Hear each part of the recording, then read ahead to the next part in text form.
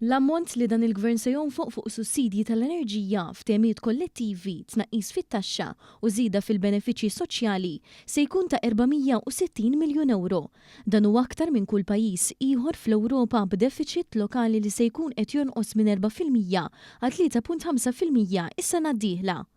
Dan iddikjaraħ il-Ministru għall-Finanzi Clyde Caruana waqt Business Breakfast organizzat mit-Times fejn ingħatat ħarsa lejn x'wieħed jista' jistenna mill-baġit għas-sena d-dieħla li se jiġi ppreżentat fit-28 ta' dan ix-xahar. Il-Gvern se jkun qed jalloka f'dan kollu 460 miljun euro, iktar minn 2% tal-prodott gross domestiku, dan fid-dawl ta' pajjiżi oħra li qegħdin jew iżidu t-taxxi jew inaqsu l-ispiża tagħhom. Naħseb dan kollu juri kemm dan il-Gvern il-politika fiskali tiegħu hija soda u għaldaqstant tippermettilna li nagħmlu dan kollu fl-interess tal-Maltin u l-Awċin. Il-Ministru Caruana tenna li l-budget kif diġà mħabbar se jagħti l-akbar tnaqqis fit-taxxa għal middle class b'allokazzjoni ta' aktar minn 100 miljun euro u sostna li ħaddiema li jaqalgħu sa 30,000 euro fis-sena se jkunu qed jibbenefikaw minn din il-miżura fir-rata tat-taxxa ta' dħul. Kif wieġeb il-mistoqsijiet kemm tal-ġurnalisti kif ukoll tal-imsieħba soċjali, il-Ministru Caruana rimarka wkoll l-importanza tad-dixxilpina fiskali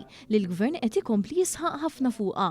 Fil-fatt il-Ministru aċċenna wkoll għal sistemi ta' intelligenza artifiċjali li bħalissa qed jintużaw biex jeżaminaw id-dikjarazzjonijiet tal-VAT minn negozji. Is-sistema se tiġi implementata wkoll għad-dħul mit-taxxa korporattiva sal-aħħar ta' dan ix-xahar u t-taxxa fuq id-dħul personali sal-aħħar ta' Diċembru li ġej. Sussegwentament, l-assijiet fuq importazzjoni u esportazzjoni għandhom jiġu inklużi sa Jannar tas-sena d-dieħla.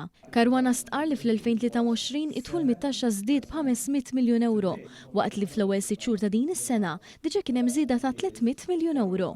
Għaldaqstant sosta li sa tmiem din is-sena dħul mit-taxxa se jiżdied b'aktar mis-sena l-oħra.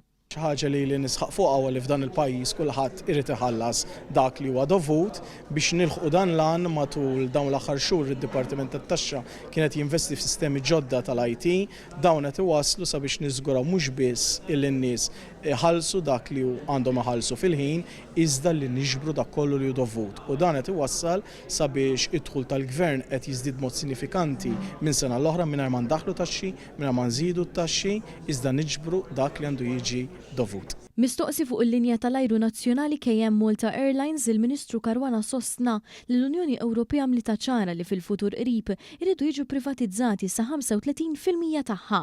Fost id-diskussjoni waqt ta' mistoqsijiet li sarulu waqt il-Business Breakfast ukoll tkellem dwar is-sussidji li l-Gvern qed jagħti lill-iskejjel mhux biss tal-Gvern imma anke tal-Knisja u tal-privat.